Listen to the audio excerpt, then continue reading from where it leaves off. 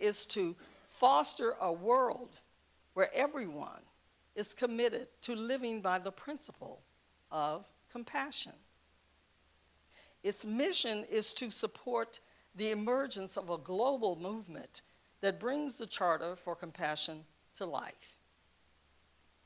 Now, while the core of all major religions is compassion, one of the most well-known examples of compassion comes from the Christian scriptures, the parable of the Good Samaritan. Now, it was a story that Jesus told in response when asked how to enter the kingdom of heaven. He replied, "Love your neighbor as yourself." Now, the story also opens up the question of who is our neighbor? It goes like this. A certain man went down from Jerusalem to Jericho and fell among thieves, who stripped him of his clothing, wounded him, and departed, leaving him half dead. Now, by chance, a certain priest came down that road.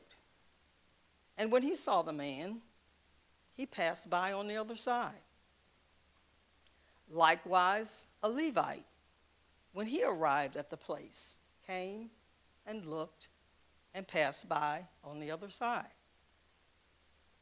But as a certain Samaritan journeyed, he came where the man was, and when he saw him, he had compassion. So he went to him and bandaged his wounds, pouring on oil and wine, and he set him on his way, put him on an animal, brought him to an inn, and took care of him. On the next day, when he departed, he took out 2 denarii, gave them to the innkeeper, and said to him, "Take care of him, and whatever more you spend, when I come again, I will repay you." Now, we may never face an opportunity to show compassion as grand as that of the Good Samaritan. But there are examples of compassion all around us.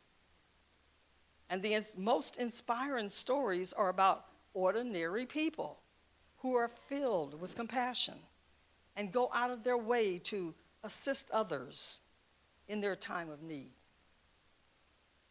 Numerous stories exist of everyday people performing selfless acts of kindness, such as providing money for a hotel room for an unhoused person, helping a stranded motorist, or simply offering a kind word to someone in need.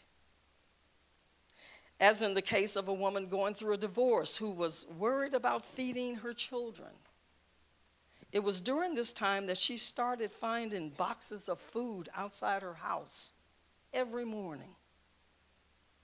This act went on until she was able to find a job.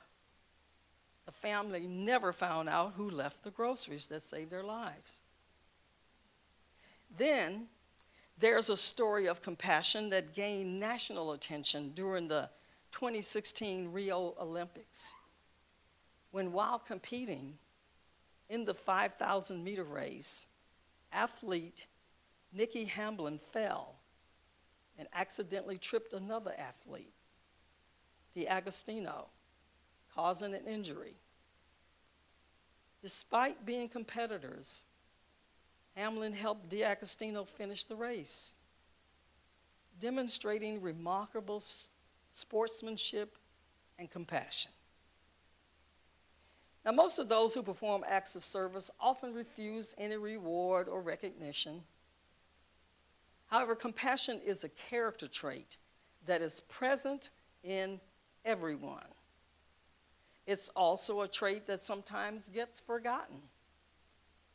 It is both innate and can be learned and enhanced. It is something you can develop with practice. However, it involves 2 things: intention and action. The intention is simply opening your heart to others. Action is what you do about it. Much of spiritual life is self-acceptance, maybe all of it. Moreover, in accepting the songs of our life, we can begin to create for ourselves a much deeper and greater identity in which our heart holds all within a space of boundless compassion.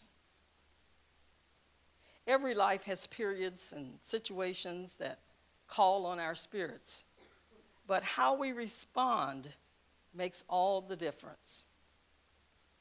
When tragedy strikes and a friend or family member asks you, "Pray for me," as someone who cares but doesn't pray or believe that praying has no value, do you have some good responses? Now, I have always incorporated prayer in my daily life because prayer in and of itself isn't just one thing. And prayer doesn't change things, it changes people, and people change things. There are prayers of blessing and adoration, which is praising God. Prayers of petition, asking for what we need, including forgiveness. However, if we've been taught to pray, this is probably the most familiar form of prayer, asking the divine for the things we need. But asking and praying for them are not necessarily the same. When we pray our petitions, we're asking for something that we believe is good. We can pray about the ordinary experiences of life, for people who are sick, for someone who needs a job, for help in our schoolwork, for a safe trip. We pray for peace in our families and in the world. We can also express our sorrow and contrition in our prayer. Prayers of intercession, asking for what others need. This form of prayer is on behalf of others. And by using this form of prayer, we are mindful of the needs of others as well as needs of our own. This form of prayer can be a source of blessings upon others, the church, and our world. Such prayer can bring us great strength and courage, and also great peace of mind and heart. Prayers of thanksgiving for abundance and the good in our life. In this prayer, we express gratitude for life, the wonder and beauty of the world, and for all the many blessings that we enjoy.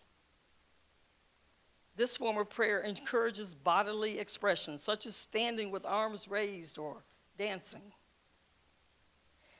This form of prayer helps us to be grateful for our many blessings, spiritual and temporal, and helps us to recognize and appreciate all the good things that we have in life. Carving out time for praise and thanksgiving for the gift of life, the gift of our families and friends, the gift of food, clothing, and shelter, and the numerous other gifts we often take for granted, helps us to form a true spirit of gratitude. So yes, even if you don't believe in prayer, you can still offer support and help to someone who is struggling by providing a practical assistance, listening empathetically, offering words of encouragement, and simply being present for them. Essentially, focusing on the human connection rather than the religious aspect of prayer.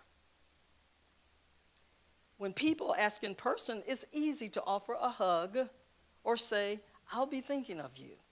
But in these times, the request is by text or email, and the words often seem useless.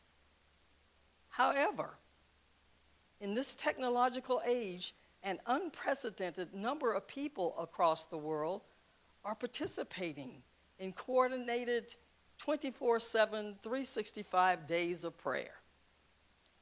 Now, I do not believe in a supernatural anthropomorphic God, but as soon as I wake up each day, and shake off the fog of slumber, I say a prayer of thanksgiving for the breath of life.